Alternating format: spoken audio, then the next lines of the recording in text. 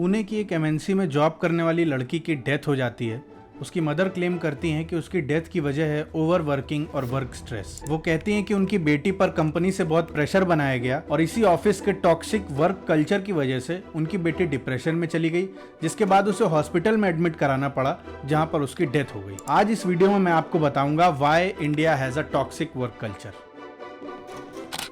मैंने लखनऊ से मुंबई आने के बाद एक प्राइवेट फर्म में कुछ दिन जॉब की। फॉर्चुनेटली मेरे जो बॉसेस थे वो बहुत ही सपोर्टिव और बहुत कोऑपरेटिव थे, बट अनफॉर्चुनेटली बाकी के इंडिया का वर्क प्लेस ऐसा नहीं है। मोस्टली एम्प्लॉयज अपनी जॉब से इतना परेशान होते हैं कि उनकी मेंटल हेल्थ खराब हो जाती है, या फिर वो डिप्रेशन में होते हैं, या फिर वो पूरा टाइम फ्रस्ट्रेटेड रहते हैं और मजबूरियों के चलते वो जॉब छोड़ भी नहीं सकते। दूर से देखने में ये कांच की बंद बिल्डिंग्स बहुत अच्छी लगती हैं, हमें देखने में अच्छा लगता है कि वाह क्या गार्डन है, कितना अच्छा फाउंटेन लगा है। लेकिन इन कांच की बड़ी बड़ी बिल्डिंग्स में एक ऐसी हायरार्की चल रही होती है जिसमें हर ऊपर वाला अपने से नीचे वाले के कंधे पर बैठकर उसके बाल नोच रहा होता है। इस वीडियो में हम समझेंगे कि इंडिया का वर्क कल्चर इतना टॉक्सिक क्यों है और क्या इसका कोई सॉल्यूशन है। मैं इस वीडियो में 4 ऐसे रीजंस पे बात करूंगा जो मेरे हिसाब से इंडिया के वर्क कल्चर को टॉक्सिक बनाते हैं। Reason number 1, lack of jobs. India में जॉब्स की कमी है, ये कोई नई बात नहीं है। प्राइवेट और गवर्नमेंट दोनों ही जॉब्स की कमी है, और जो जॉब्स हैं भी वो करने के लिए स्किल्ड लोगों की भी कमी है। ऐसा क्यों है, ये एक दूसरी डिबेट है। अभी यहाँ पर बात करते हैं जॉब्स की कमी की। सरकारी नौकरियों की बात करते हैं। पहले तो बेसिक्स क्लियर कर लेते हैं। नौकरियां देना, काम करने की अपॉर्चुनिटीज बनाना सरकार की फंडामेंटल जिम्मेदारियों में से एक है, और कोई भी पार्टी हो, उनके नेता खुद इलेक्शन से पहले चीख चीख कर वोट मांगते हुए कहते हैं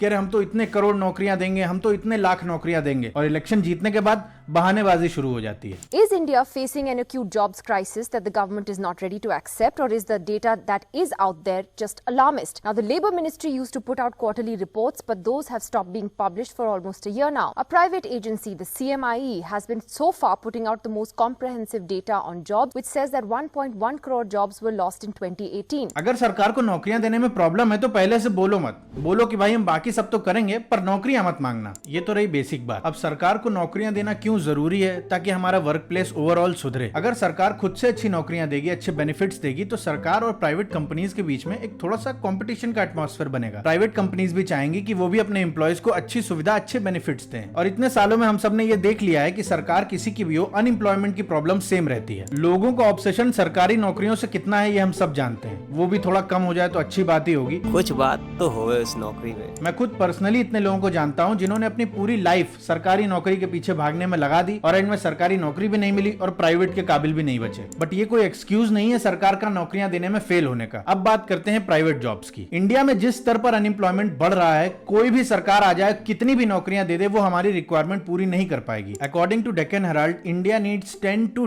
12 million new jobs every year. India में प्राइवेट जॉब्स की भी कमी है और जॉब स्किल्ड लोगों की भी। हमारे यहाँ इंडस्ट्रीज आई हैं, पर हमारी रिक्वायरमेंट के हिसाब से वो अभी भी बहुत कम है। ऐसा क्यों है, इसके क्या रीजंस हैं, ये किसी और वीडियो में बताऊंगा। लेकिन इसकी वजह से ये जो प्राइवेट कंपनीज हैं, ये सिर्फ टॉप पोस्ट पर बैठे लोगों को अच्छी सैलरीज और सारे बेनिफिट्स देती हैं, और उनको प्रेशर करती हैं कि वो अपने से नीचे वालों को प्रेशर करें और उनका जीना मुश्किल कर दें। क्योंकि इन कंपनीज को भी मालूम है कि जॉब्स की कितनी कमी है, और ये जो जॉब वो आपको दे रहे हैं ये आपको कितनी मुश्किल से मिली है। और हो सकता है कि आपके परिवार का पूरा लाइवलीहुड इस जॉब पे डिपेंड करता हो, आपकी ईएमआईज, आपका रेंट, सब कुछ इस जॉब पे डिपेंड करता हो। तो आप जॉब ये छोड़ने की सोच भी नहीं सकते। यही मुझे लेके आता है मेरे दूसरे पॉइंट पे, frustration of everything. Mumbai local की वीडियोस तो आप सबने देखी होंगी, या फिर आप अगर कभी भी सुबह या शाम के ऑफिस आवर्स के ट्रैफिक में फंसे होगे, आप समझ सकते हो कि हमारे यहाँ घर से ऑफिस तक पहुंचना ही इतना बड़ा स्ट्रगल है, और फिर उसके बाद एक्चुअल जॉब को करना अलग स्ट्रगल। फिर वहां पर वर्कलोड का स्ट्रगल, बॉस के सड़े हुए जोक्स पे हंसने का स्ट्रगल, ऑफिस में अपने सीनियर से डिसरिस्पेक्ट करवाने का स्ट्रगल, फालतू के ऑफिस इवेंट्स में खुश दिखने का स्ट्रगल, और फिर अगर अकेले रहते हो तो घर आके अपना काम करना, अपना खाना बनाने का स्ट्रगल अलग। ये ओवरऑल स्ट्रगल आपकी हेल्थ पर एक टोल लेता है, जिससे आपकी मेंटल हेल्थ और आपकी फिजिकल हेल्थ दोनों इफेक्ट होती है। सिर्फ जॉब का या वर्कलोड का स्ट्रगल हो तो एक बार को आदमी झेल भी जाए, बट ये जो ओवरऑल हमें इतनी सारी चीजों का स्ट्रगल मिलता है, हम इससे थोड़ा सा नेगेटिव, थोड़ा सा चिड़चिड़े इंसान बनते जाते हैं। फिर यही नेगेटिविटी, चिड़चिड़ापन रूडनेस में बदल जाता है। जो हम ऑफिस में अपने से नीचे वालों पर निकालते हैं, वो अपने से नीचे वालों पर निकालता है, और ये एक साइकिल चलता रहता है, और हम सब फ्रस्ट्रेट होते रहते हैं। स्पेशली अगर आप किसी सेल्स बेस्ड जॉब में हो या फिर टारगेट बेस्ड जॉब में हो, तो आपका तो फ्रस्ट्रेशन अलग ही लेवल पे होता है। हमने कई बार वो गूगल मीट्स की वायरल वीडियोस या फिर वो कॉल रिकॉर्डिंग सुनी है जिसमें बॉस और एम्प्लॉयज आपस में भिड़ जाते हैं किसी भी छोटी सी बात को लेकर। सर अभी जस्ट आया ही हूँ, डेमो से निकला ही था। साले इतना फाड़ दूंगा ना तेरी में। तेरे को अकल है काम करने की कि नहीं है? अकल है तेरे में? हाँ सर। तेरे को कितने बजे बोला था मैंने कॉल करने के लिए मेरे को? सर उसके बाद फिर 2 बैक टू बैक डेमो में था। अबे इतना मारूंगा ना, मैं सही बता रहा हूँ, मेरा दिमाग मत खराब कर साले। हमने कई बार वो वायरल वीडियोस देखी हैं जिसमें बॉस और एम्प्लॉयज आपस में लड़ रहे होते हैं, गूगल मीट पे लड़ रहे हैं, वॉइस कॉल पे लड़ रहे हैं और एक दूसरे पे अपनी फ्रस्ट्रेशन निकाल रहे होते हैं। तो ऐसा नहीं है कि हमारे लोग आलसी हैं और काम नहीं करना चाहते हैं, हम सब मेहनत करना चाहते हैं, लेकिन इज्जत के साथ। डिसरिस्पेक्ट करवा के आदमी अपने घर में भी कंफर्टेबल महसूस नहीं करता है, तो काम करना तो दूर की बात है। जापान में एक टर्म यूज होता है करोशी, जिसका मतलब है death due to overworking. Karoshi का सबसे पहला केस जापान में 1969 में रिकॉर्ड हुआ था, जब एक 29 साल के आदमी की डेथ हो जाती है ओवरवर्किंग की वजह से। यह आदमी एक जापानीज न्यूज़पेपर कंपनी में काम करता था। 1988 तक आते आते almost quarter of Japanese workforce 50-60 घंटे से ज्यादा काम कर रही थी एक हफ्ते में, जिसको सॉल्व करने के लिए जापान में करोशी हॉटलाइंस बनाई गई, जिसमें कॉल करके एम्प्लॉइज हेल्प मांग सकते थे, लीगल और मेडिकल दोनों। बहुत से लोग आर्गुमेंट देते हैं कि भाई मेहनत करनी पड़ती है देश को उठाने के लिए, मेहनत करनी पड़ती है कंपनी को आगे बढ़ाने के लिए, बट ऐसा हमेशा सही नहीं होता है। मेहनत सही है बट ओवर मेहनत नहीं करनी चाहिए। जापान में दुनिया के one of the longest working hours थे और उसके बाद भी पिछले 50 सालों में G7 समिट्स में जापान की प्रोडक्टिविटी हर साल नीचे गई है। एक स्टडी में पाया गया कि अगर आप एक हफ्ते में 55 घंटे से ज्यादा काम कर रहे हो तो आपको स्ट्रोक आने का चांस 35% बढ़ जाता है और हार्ट डिजीज होने का चांस 17% बढ़ जाता है। पर कभी कभी आप ऐसा भी महसूस करोगे कि पूरे ऑफिस में आपके ही ऊपर सबसे ज्यादा वर्कलोड है। आपके साथ के एम्प्लॉयज तो दिन भर चिल करते रहते हैं, बट आप ही हमेशा काम के नीचे दबे रहते हो और आपको ही सबसे ज्यादा काम दिया जाता है। यही लेके आता है मुझे मेरे तीसरे पॉइंट पे, फेवरेटिज्म। एक कहावत है, खुदा मेहरबान तो गधा पहलवान। आपने अपने ऑफिस में देखा होगा कि आप बहुत से लोगों से अच्छा काम करते हो, या कोई और भी लोग होंगे जो आपसे भी अच्छा काम करते होंगे, बट आप या वो इंसान प्रमोशन या इंक्रीमेंट की आस लगाए बैठा रह जाता है, बट प्रमोशन मिलता है एक गधे को जो आप जानते हो कि गधा है पर कुछ कर नहीं सकते। अब इस गधे को प्रमोशन मिलने का रीजन हो सकता है फेवरेटिज्म। फेवरेटिज्म किसी भी वजह से हो सकता है। कुछ लोग अपनी कास्ट को लेके फेवरेटिज्म करते हैं, कुछ लोग अपने स्टेट को लेके फेवरेटिज्म करते हैं, कुछ लोग सेम सरनेम देख के फेवरेटिज्म करते हैं, एक्सेट्रा एक्सेट्रा। आप यकीन नहीं करोगे कि बड़ी बड़ी कंपनीज में भी caste plays an important role. ये बॉस और मैनेजर्स लोग सिर्फ अपनी कास्ट वालों को ढूंढ ढूंढ के छाट छाट के आगे करते रहते हैं और उन पर थोड़ा ज्यादा मेहरबानी करते रहते हैं, चाहे वो एम्प्लॉय डिजर्व करता हो या नहीं करता हो।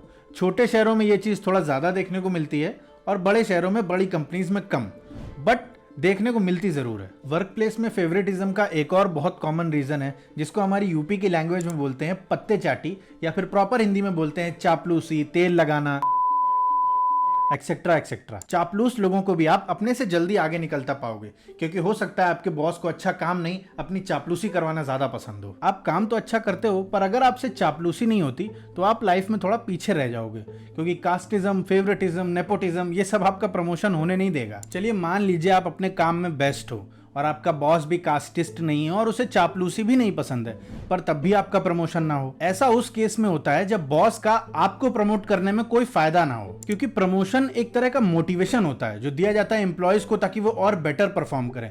पर अगर आपने पहले से ही अपना बेस्ट परफॉर्म कर रखा है तो बॉस का आपको प्रमोशन देने में वैसे कुछ फायदा होने नहीं वाला है, आपको किसी मोटिवेशन की जरूरत है नहीं, तो वो आपकी जगह किसी ऐसे इंसान को प्रमोशन देंगे जिससे वो थोड़ा और बेटर करवा सकते हैं, बस उसको थोड़े मोटिवेशन की जरूरत है। मेरे हिसाब से इससे ये सीख मिलती है कि काम उतना करो कि नौकरी पे आंच ना आए, और इतना भी अच्छा मत करो कि आप सबसे बेस्ट हो जाओ। आपके जॉब प्रोफाइल से हटके आपको कोई भी दूसरा काम बोला जाए, आप बोल दो मुझे नहीं आता है। अगर सिखाने की कोशिश भी करें तो भी फटफट सीख मत जाओ, अपना टाइम लो, फिर देखो कैसे यही टॉक्सिक एनवायरनमेंट आपको थोड़ा सा चिल लगने लगेगा। अब मैं ये नहीं कह रहा हूं कि हमेशा ऐसे ही प्रमोशन होते हैं, ऑब्वियसली प्रमोशन काबिलियत पे होते हैं और नियम भी वही है, पर अफसोस हर कोई नियम फॉलो थोड़ी करता है। यही लेके आता है मुझे मेरे चौथे और आखिरी पॉइंट पे, नो फियर ऑफ लॉज। ऐसा नहीं कि हमारे देश में अच्छे लेबर लॉज नहीं है, बहुत अच्छे नहीं है पर इतने बुरे भी नहीं है। अगर एग्जिस्टिंग लेबर लॉज ही सही से फॉलो किए जाएं तो भी हमारे वर्क प्लेसेस इतना टॉक्सिक नहीं होंगे। लेकिन ये सब फॉलो करता कौन है? इंडियन ऑफिसेज में लेबर लॉस की धज्जियां उड़ाई जाती हैं, चाहे ओवर टाइम का पैसा ना देना हो, हैरेसमेंट हो, अब्यूज हो, टाइम पे सैलरी ना देना हो, ये सब बहुत कॉमन केसेस हैं इंडियन वर्क प्लेसेस में।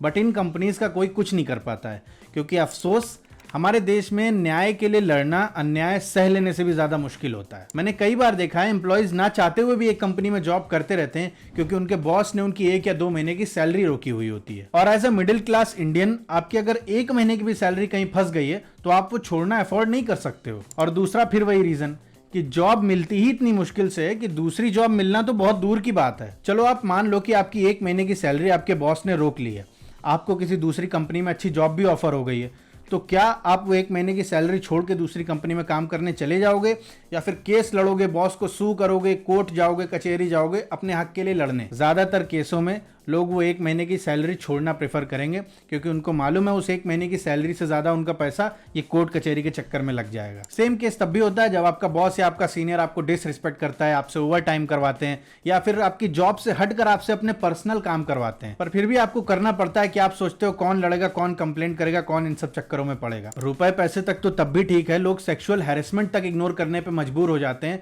सिर्फ इसी कंप्लेंट और कोर्ट कचहरी के चक्कर से बचने के लिए, क्योंकि अपने ही ऑफिस में अपने ही सीनियर से लड़ना मतलब जॉब पे खतरा, तो फिर वही ईएमआई की टेंशन, रेंट की टेंशन, अपने परिवार की टेंशन, अपनी जिम्मेदारियों की टेंशन वगैरह वगैरह। और एक बार फिर बता दूं कि ऐसा नहीं है हमारे देश में ये सब कंट्रोल करने के लिए लॉज नहीं है, लॉज हैं, लेकिन उन लॉज को यूज करके जस्टिस पाने की जो कीमत है वो एक एवरेज मिडिल क्लास इंडियन के लिए बहुत ज्यादा है। मैंने ऐसे भी केसेस सुने जहां पर कंपनी को अगर किसी एम्प्लॉय को फायर करना होता है तो वो उसको मजबूर कर देते हैं रेजिग्नेशन लेटर साइन करने के लिए, ताकि वो खुद से रिजाइन करेगा तो इन्हें अगर किसी को फायर करने पे जो बेनिफिट्स, जो चीजें देनी पड़ती हैं वो ना देनी पड़े। मैंने किसी को बोलते हुए सुना था कि अगर लॉज स्ट्रिक्ट नहीं हो तो लॉ तोड़ने वाले का फायदा होता है और फॉलो करने वाले का नुकसान। ये बड़ी कंपनी के बॉसेस बेधड़क लॉज को ताक पे रख के अपनी कंपनी के एम्प्लॉयज को एक्सप्लॉइट करते रहते हैं और इनको रोकने वाला कोई नहीं होता है। आपको भी अपने आसपास ऐसे कई एग्जांपल्स मिल जाएंगे जिसमें किसी एम्प्लॉय के साथ कुछ गलत हुआ हो, बट उसने सब कुछ इग्नोर करके अपने काम पे फोकस करना जरूरी समझाओ, बिकॉज फिर वही कौन लड़ेगा, कौन बोलेगा, कौन अपनी जॉब पे खतरा लाएगा। कुछ बॉसेस तो अपने एम्प्लॉयज से बिना गाली के बात भी नहीं करते हैं। আমাকে কি ভেবেছিস? সি ভেবেছিস? না 78 ডিসপ্যাচ করে দিয়েছি।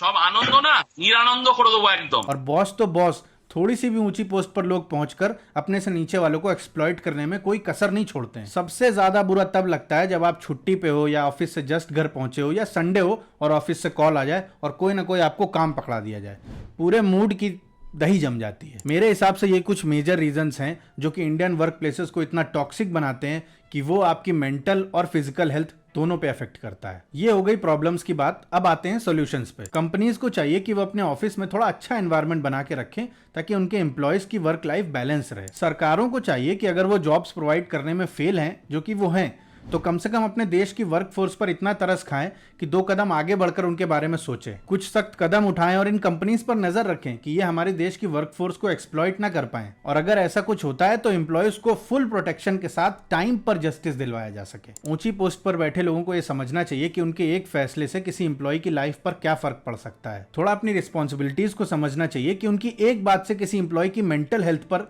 क्या असर पड़ेगा। मोटिवेट करना और गलतियां निकालना सही है, पर किसी को डिसरिस्पेक्ट महसूस करवाना सही नहीं है। एम्प्लॉयज को चाहिए कि वो आपस में थोड़ा प्रेम व्यवहार बना के रखें। एक हेल्दी कंपटीशन अच्छी बात है, पर ठीक है यार, लाइफ है, थोड़ा सा लेट लूज कर सकते हो आप। और अगर ऑफिस में लोगों से हंस के बात करोगे तो आपकी मेंटल हेल्थ भी सुधरेगी और सामने वाले का भी थोड़ा सा मूड अच्छा ही हो जाएगा। अगर आपको लगता हो कि कुछ और रीजन या कुछ और सोल्यूशन हो सकते हैं तो वीडियो में कमेंट करके बता देना। और ये मेरा नया चैनल है, इस पर मैंने ये 6ठा वीडियो डाला है, तो प्लीज इस चैनल को सब्सक्राइब कर लेना।